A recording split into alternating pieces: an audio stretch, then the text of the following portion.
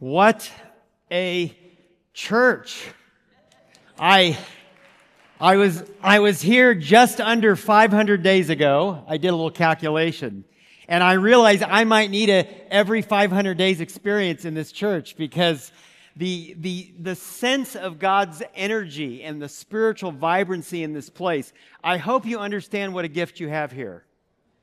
This isn't just anywhere. And so the 3 hours and 59-minute journey I made this morning out of the Walla Walla Valley, by the way, that's a beautiful drive. If you haven't done it in a while, come pay a visit. In fact, pay a visit. The pathfinders of this church, you now have an invitation. You are invited to come lead my faculty and staff in worship. So, no, I'm serious. This is an open invitation. Let's get this scheduled. You blessed my soul. So, all right, let's get down to business. I'm going to fly at a fast pace. So lean in. A few years ago, I'm in the Seattle airport. It is the winter. We're boarding a plane to fly to Spokane, about a short 30-minute flight. But as we're all getting settled in on that aircraft, the gate agent comes down the gate, grabs that little microphone that's at the front of the plane, and says, and I quote, "I don't want to hear it from any of you. The weather in Spokane is terrible. The odds that you're going to fly over there and you're going to circle around a few times and you're going to land right back here in Seattle are high. I'm warning you in advance, when you get back here, I don't want to hear any complaining, any grumping." She slams the microphone down, flies back out to the gate. Well, we're kind of looking at each other like, what do we do with this information? It wasn't surely 20 seconds later when the door flies open from the cockpit and out comes the pilot, and he is not happy. He says, "I'm going to tell you something right now. I know the capabilities of this airplane. I know my own aviation training. I am well versed in the weather patterns and the forecasts in Spokane. And I'm telling you right now, we're going to take off, we're going to fly, we're going to land the plane." He slams that little microphone down, but he misses the hook, and it's just swinging back and forth like this, back into the cockpit. Well, now we're looking at each other like, what are we supposed to do with this combination of messages? Well, I wasn't going anywhere. I wanted to see what happened. We took off, made the short flight. We start to come down into Spokane, and the plane starts rocking and rolling. Buffeted by the winds, the sleet and snow hitting the windows. It's pitch black outside. We're in for an adventure. It feels like that descent just goes on and on and on. But finally, the lights of the runway, we land, we all applaud, make our way to the gate. And you know how when you fly, the flight attendants are usually there to thank you for flying with Alaska Airlines, etc., right? And no, not this time. The pilot is standing right there. He's not going to miss his moment. And we're fist pumping and high-fiving and cheering him on. And I made my way into the airport, and I started to think about something that I've been thinking about again and again. The weather system in front of us is rough, brothers and sisters. Times are tough. Wars, again, afresh. Conflict, political strife, social upheaval. This world is a rough place. The weather is not good. There's plenty of storms. That's not in question. The question is, who will we listen to? Will it be the voices that just add anxiety, just increase the stress, tell us to abandon life itself? Or will we listen to our pilot, who understands what's in front of us, who understands his own creative capabilities, who understands the construction of this world as it moves into the future, whose voice will we listen to, and will we become the kinds of voices that echo the confident vocal cords of our Maker? That's the only question. And it is in this spirit that the Adventist church movement, for a very long time, has cared deeply about ensuring that the voice of this reliable pilot is heard in the lives of fresh generations of human beings with consistency, with diligence, with truth. You're looking now at Walla Walla University. You don't know it, but behind these glass panes, 19 laboratories of our School of Engineering, the epicenter of engineering in the Adventist church. World-class things happen behind those glass panes. But the architect on this beautiful building has given you a particular vantage point. Do you see it? Reflected in the very heart of the academic project of your university, fellow Pacific Northwesterners, your university. At the very heart of that work, the church. At the very center of learning on your campus and mine, God. A representation that God shall be at the center of all things. The scripture this morning reflected this spirit of the psalmist unto the next generation, this deeply Adventist impulse that the voice of God needs to be in the ears and therefore in the voices of fresh emerging generations of young people. The history of Adventist education is rich, dating back to Martha Byington, the first Sabbatarian congregation, a full 10 years before the formation of the church in the early 1860s. We were already thinking about education before we even had the church. And then years later, this young woman, Ellen White, begins to write in the early 1870s about the power of a different kind of education. In fact, I'm going to read to you some of her words. I hope you'll watch along with me. I'm going to give you a couple paragraphs. Can we do this morning? Does Sister Ellen still have a voice in our church? Can we do this? Is that all right?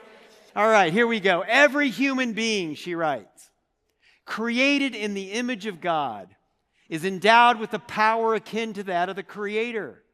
Individuality, power to think and to do. The men and women in whom this power is developed are the people who bear responsibilities, who are leaders in enterprise, who influence character. It is the work of true education to develop this power, to train young people to be thinkers, not mere reflectors of other men's thought. Instead of confining their study to that which people have said or written, let students be directed to the sources of truth. To the vast fields open for research and nature and revelation, let them contemplate the great facts of duty and destiny, and the mind will expand and strengthen. Instead of educated weaklings, I love that phrase, institutions of learning may send forth men and women strong to think and to act. People who are masters and not slaves of circumstances. People who possess breadth of mind, clearness of thought, and the courage of their convictions. Such an education provides more than mental discipline. It provides more than physical training. It strengthens the character so that truth and uprightness are not sacrificed to selfish desire or worldly ambition. It fortifies the mind against evil. Instead of some master passion becoming a power to destroy, every motive and desire are brought into conformity to the great principles of right. As the perfection of His character is dwelt upon, the mind is renewed and the soul is recreated in the image of God. What education can be higher than this? What can equal its value? Notice she's not talking about the cost of Christian education. She's talking about its infinite value. Its infinite value. And so the church leaned into higher education, beginning with Battle Creek College in 1874. The church would explode in growth. Institutions of education now totaling nearly 8,000 around the world. including just this week, some 9,000 students in the North Pacific Union attended Adventist schools. Some 9,000 young people that we are training up to be God's voice in the world. All of this goes back to, I believe, a core biblical passage. You know it well. The book of Daniel. Let me take you through this grand story. We read there, in the 3rd year of the reign of Jehoiakim, king of Judah, Nebuchadnezzar, king of Babylon, came to Jerusalem and besieged it. I was introduced to this story in this way. Does anybody recognize this? Oh my. I remember being terrified as a little boy. As my mom and my dad read this story to my brothers and I, hear danger lurked. The world was coming to disrupt our safety. A dangerous world, right? A dangerous, dangerous world. I then learned this, that Nebuchadnezzar, while evil, was not dumb. He understood what the two most valuable resources on planet Earth are. Just two.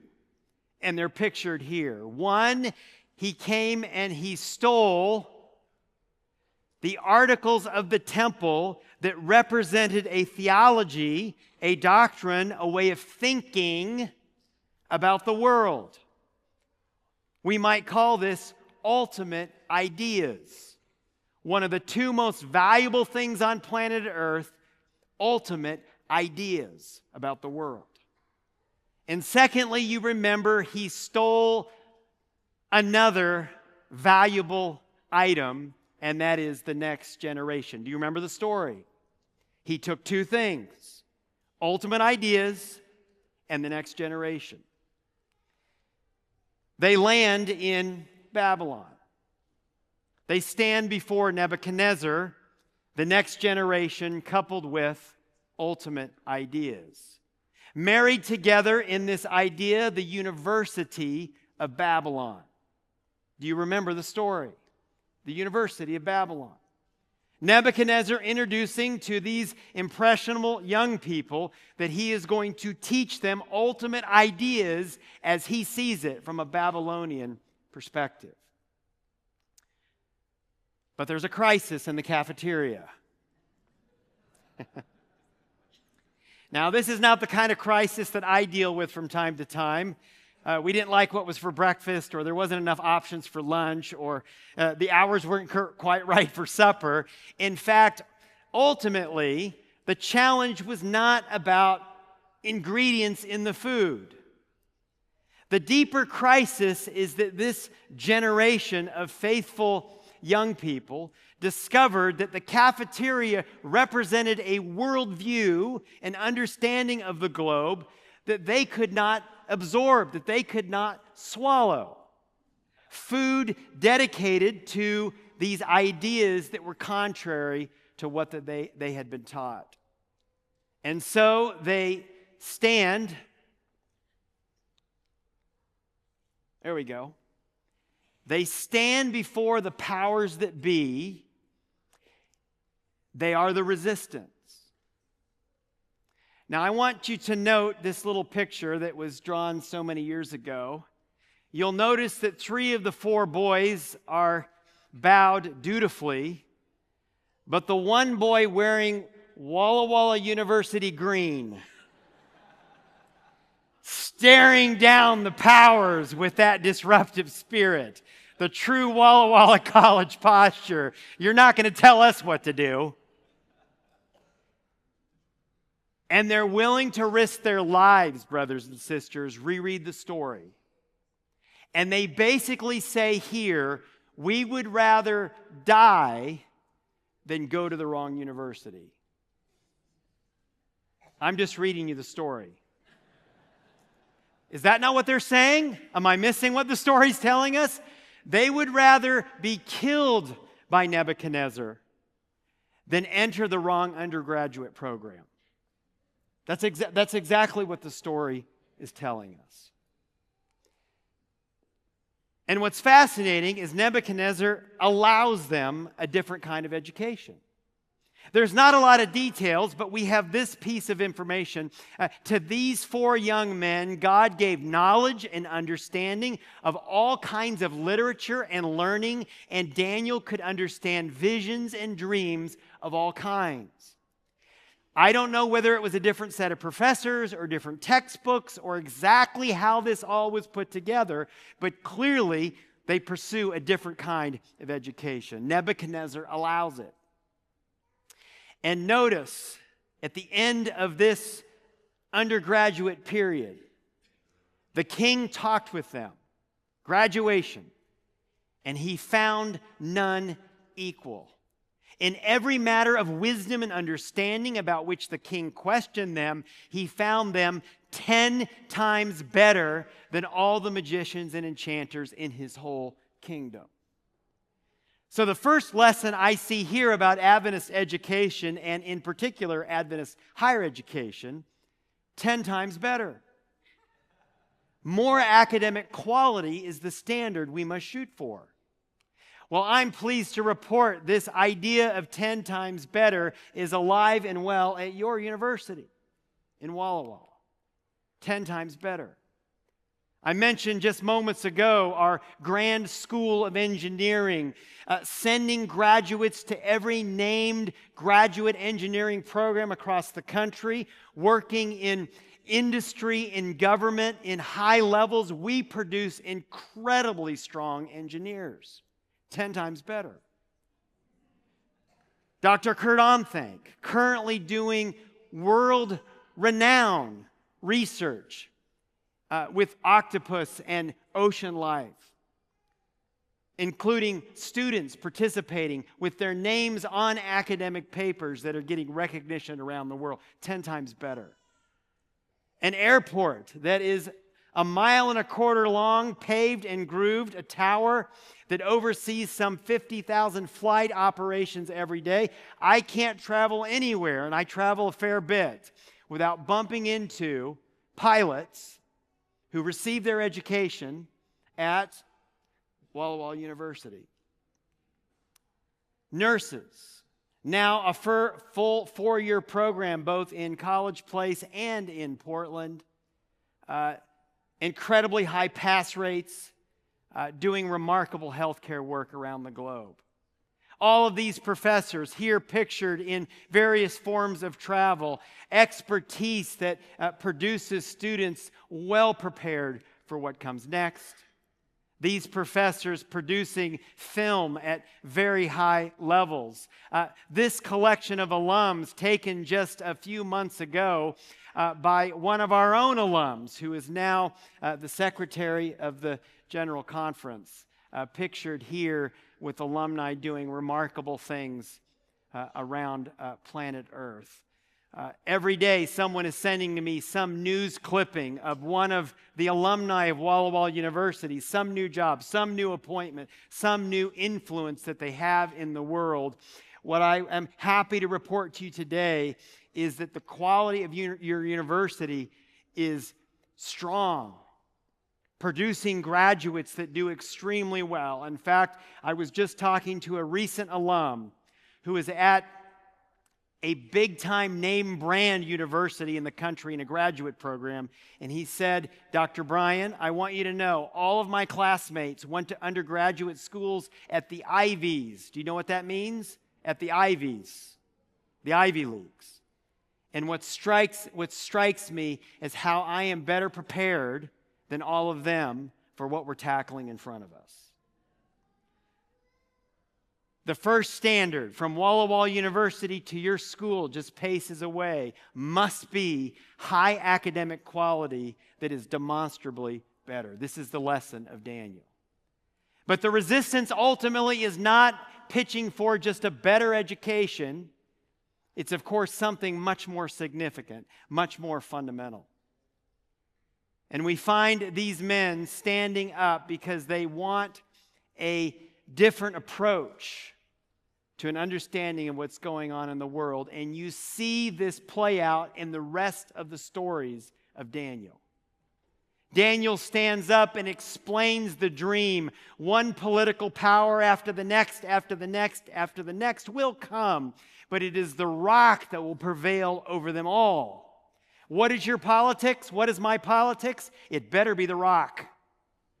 It better be the rock. This vision in Daniel stands firm. You remember the story of the young men who will not bow, but they are willing to go to the flames because they believe in what God is up to more than the machinations of Babylon. Daniel's prophecy that Nebuchadnezzar's arrogance as a leader will be humbled because he did not give homage to the true God. The handwriting on the wall, leaders that have failed. Daniel standing in the lion's den. Prophecies that are actually not about the beasts, but the one who prevails over the beasts. Prophecies about Jesus' actions in the end times. Prophecies about Jesus' decisive work on the cross. And all the way to the very last chapter of Daniel, where God's people are rescued from the storms and the trauma of the world, and the Son of God is proclaimed above all of the universe. Brothers and sisters, the whole book of Daniel, on which Adventists have banked our very identity, could only have happened with the igniting of a decision that was made at the very beginning of the book. And that's when a generation of young people said, we are going to go to the right university. We're going to get the right kind of education. We are going to make sure that we are immersed in the right way of thinking as we prepare for what comes next in the world. I don't know if Daniel and his friends understood neuroscience. But if they did, they would have told us that a human being between the ages of 18 and 23 is in the final years of wiring when the frontal lobe starts to take full control over how a human being is going to think and to be. These critical years when you can start to do sophisticated thinking around the age 18, but you still have plasticity in your brain, meaning that habits and opinions and impulses are still malleable. They still can be formed quite easily. And those critical years, they would tell us, you have to make sure that your mind is being soaked in the truth, in the ways, in the means of Jesus, so that you will live a life clear-headed for what comes next. I mean, I'm not saying God can't work with us after the age of 23, but I hate to break it to you. The phrase, you can't teach an old dog new tricks, is there for a reason. Because our minds, physicians and scientists in the room, you know this, our brains become much less plastic, much less receptive to major change in thinking. These are the critical years. The resistance is not about small things, but ultimate things. The kind of education that we choose for our young people will make all the difference. And to be immersed in the ways of Jesus will open up the possibility to have a strong voice for God in the days ahead. And so here at Walla Walla University, I love having groups of students at my house. This just over the holidays. 20 students there from all over the country, students who were washing dishes in my kitchen without being asked. Please and thank you, and listening to the sophisticated conversations they were having, not only about medicine and dentistry and nursing and engineering and aviation, but most of all about what they were going to do to serve God. That's Walla Walla University. Students, again, pouring over to my house. A group of Asian Pacific students. Again, all of those marvelous qualities. But what did they ask of their president? Dr. Bryan, will you have worship with us before we start our evening at your house? Not my impulse, their impulse. The riches of young people that want a different kind of education. Students like these, math students, taking the ultimate math competition in Canada and the United States, the Putnam exam. Why are they taking this exam here in isolation? Because the test is given on Saturday, on Sabbath, and they have to be sequestered all Sabbath so that they can take the exam after sundown. This kind of conviction with students. Student worship services, not planned by, not organized by, not mentored by us adults. One worship service after the next, led by Walla Walla University students every weekend. Students like Abel, who are going on to business, graduating in just a few days, heading off to Kansas City. A student, though, that is not just a great business thinker, but a student here deeply committed to God, unto the next generation. It makes all the difference in the world. Let me finish with this story. So when I was in third grade,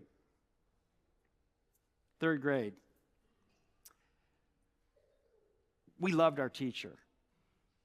In fact, we loved our teacher so much, we just called her Teacher. Teacher. Teacher. And one day, teacher said something to us that probably a teacher in 2026 would not say. Teacher said, I've got to go out of the classroom for a couple of hours, and I'm putting you two in charge of the classroom. And you two was two of the third graders. And we were like, teacher's leaving? Teacher said, no, you'll be all right. This is what I want you to do, and you two are going to watch out after everybody else. And so teacher left, and the next 2 hours did not go well. It turned into don't boss me. You're not the teacher. And fighting and pulling hair. Thank you. And pulling hair and grousing and talk about the compass being out of whack. There was no compass at that point. And it was chaos for 2 hours. It was awful. And finally, I remember when teacher came back into the room, we were like, teacher, save us, teacher. And we were hugging teacher's leg and loving on teacher. We were so happy the teacher was back at the classroom. Well, a few days after that, I remember that teacher had something to tell us. And teacher said, now, I have to go for some meetings for a couple of days. So I'm going to be gone. And I'm not gonna have a couple, third graders, but there's somebody who's going to be in the classroom with you for these 2 days. And she explained to us this idea that we could not understand called the substitute teacher. And we tried to kind of figure out what that was. All we knew is teacher was going to be gone. And the day came, and the substitute teacher came into the room. And with all due respect to those of us that have been a substitute teacher, it was a rough 2 days. And we were sad, and substitute teacher didn't do things the way that teacher did them. And we missed teacher, and it was the longest, saddest 2 days of my third grade year.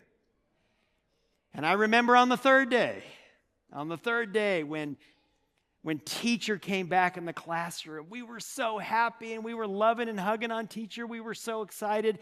It was like everything was good again because teacher was back. And I guess in a sentence, what I'm trying to share with you this morning is we have one teacher, and there can be no substitutes. There can be no substitutes. This world is tough.